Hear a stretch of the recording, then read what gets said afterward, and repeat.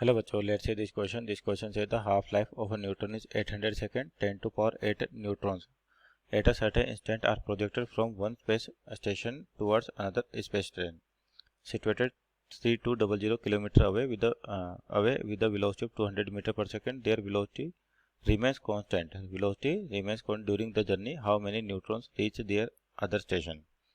तो यहाँ पे आपका जो बेसिकली है कि एक आपको न्यूट्रॉन दे रखा है जिसकी हाफ लाइफ दे रखी है और आपके पास इनिशियल नंबर ऑफ न्यूट्रॉन दे रखे हैं और एक को एक स्टेशन से दूसरे स्टेशन पे भेजना है। तो यहाँ पर पहले तो की कॉन्सेप्ट की बात करते हैं आपके पास। तो की कॉन्सेप्ट क्या होगा बेसिकली, आपके पास यहाँ पे law of radio activity, law of radio activity. तो यहाँ पर लॉ ऑफ रेडियो एक्टिविटी क्या होता है कि बेसिकली आपके पास जो तो बेसिकली आपके पास रेडियो एक्टिविटी लॉ में क्या होता है कि जो आपके पास न्यूक्लियस है हायर मासेस वाले वो अनस्टेबल होते हैं, तो स्टेबिलिटी को अचीव करने के लिए डिसइंटीग्रेट होते हैं और उसमें से एनर्जी पार्टिकल्स बाहर निकल रहे हैं। तो यहाँ पर आपको न्यूट्रॉन दे रखे हैं, उनकी हाफ लाइफ दे रखी है, कितनी है, मान ली टी हाफ दे रखा है इसका 800 सेकेंड। जो सैंपल है उसके आपको हाफ लाइफ दे रखी है न्यूट्रॉन की, और इनिशियल कितने 10 टू पावर 8 न्यूट्रॉन है, और आपको एक स्पेस स्टेशन से दूसरे स्पेस स्टेशन पे भेजना है। मान लीजिए ए है और ये बी है, दोनों के बीच की दूरी दे रखी है आपको 3200 किलोमीटर। 3200 किलोमीटर यानी कि 3200 इंटू 10 की पावर 3 मीटर लिख सकते हैं इसको। और यहाँ पर वेलोसिटी भी दे रखी है आपको कि 2000 मीटर पर सेकेंड है, 2000 मीटर पर सेकेंड। तो यहाँ से अगर टाइम निकालें यानी कि ए से बी पर पहुँचने का टाइम निकालें, time A B T A B, तो ये जगह डिस्टेंस अपॉन स्पीड, तो 3200 इंटू 10 की पावर 3 डिवाइड बाय 2000। तो आपका यहाँ से जो टाइम निकल के आ रहा है लगभग 1600 सेकेंड, यानी कि एक स्पेस स्टेशन से दूसरे स्पेस स्टेशन में पहुंचने में आपके पास कितने 1600 सेकेंड लगते हैं।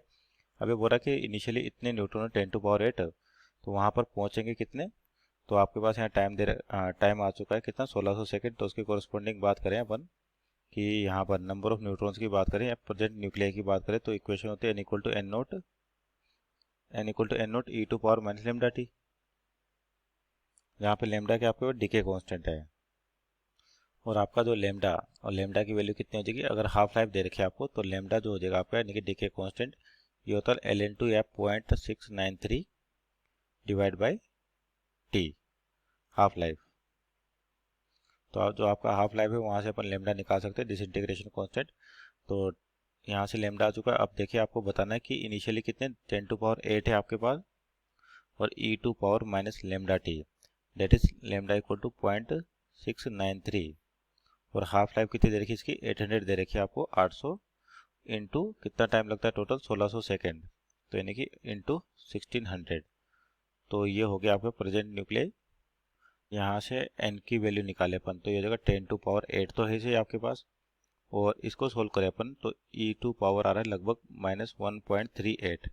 तो यहाँ पर इनकी वैल्यूज रखें, तो n की जो वैल्यूज आ रही है आपके पास e टू पावर -138, इसकी वैल्यू रखें और इंटू 10 टू पावर 8, तो ये अप्रोक्सीमेटली आएगा 25 इंटू 10 टू पावर 6।